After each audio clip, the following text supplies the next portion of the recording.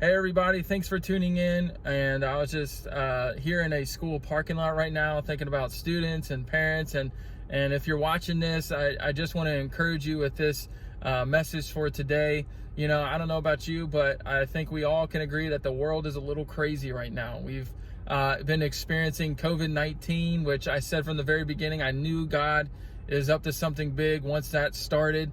And then, you know, even with the injustices and the racism, what happened to George Floyd and so many others, man, I mean, our world is desperate for some Jesus right now and needs Jesus, especially our country.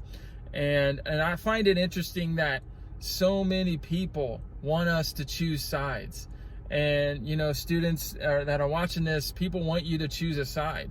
They want you to support everything that side stands for, you know, and I just want to encourage you that you may be seeing, you know, family doing that, you may be seeing friends doing that, or you may be being pressured, or you're observing all of this and you're trying to figure out what's going on. And I encourage you to be reminded of this statement that I've heard many times, but it still rings true, that Jesus didn't come to pick sides, but he came to take over.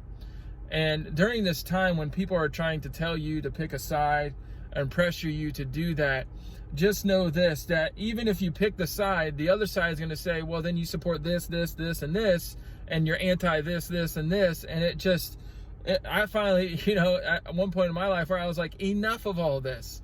I am not here to pick a side. I am not here to accomplish somebody else's agenda or my own. I'm here to accomplish God's agenda.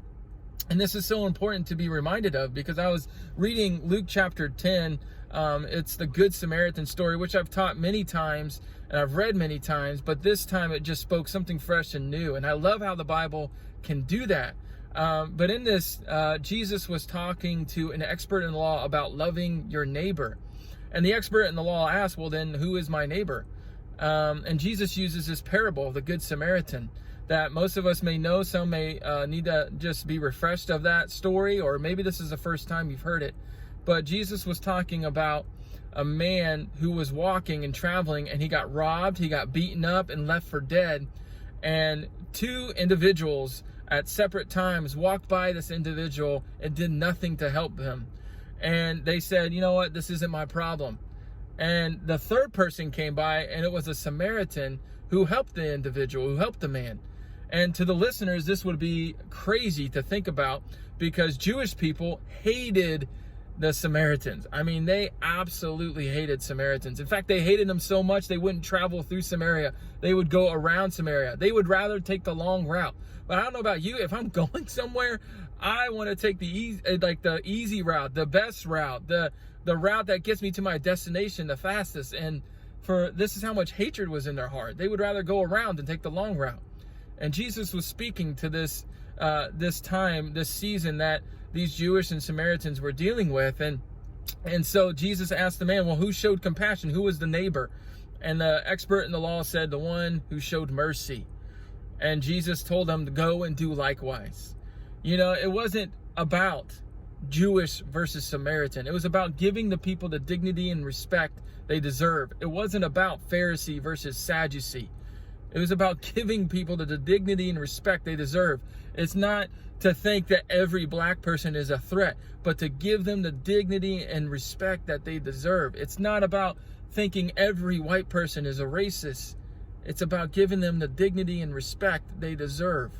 It's not about every cop is evil, but it's understanding that they deserve dignity and respect just as much.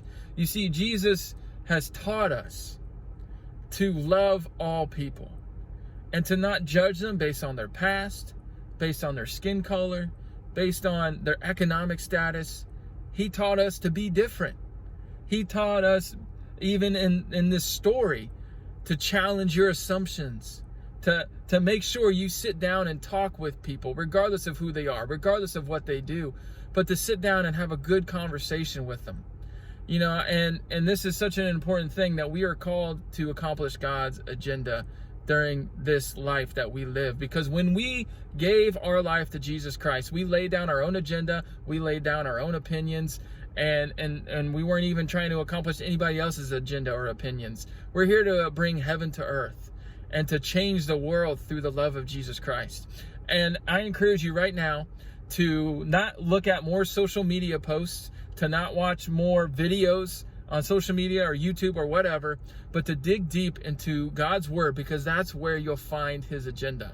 That's where you'll find the real Jesus, the Jesus that taught us to not expect to be served, but to serve others, to be generous towards others, to show mercy and grace towards people, to love our enemies and to pray for those who persecute, to do all these things. This wasn't about picking a side, because let's be reminded of this.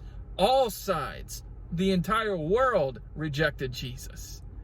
But it was important for us to know that we're here right now to accomplish God's agenda. All sides rejected Jesus. Let me say that again. All sides rejected him. And we're here to accomplish God's agenda right now. And so let's be challenged with that today. Let's be encouraged by that today. And let's be the hands and feet of Jesus. God bless. Have a great, great, great day.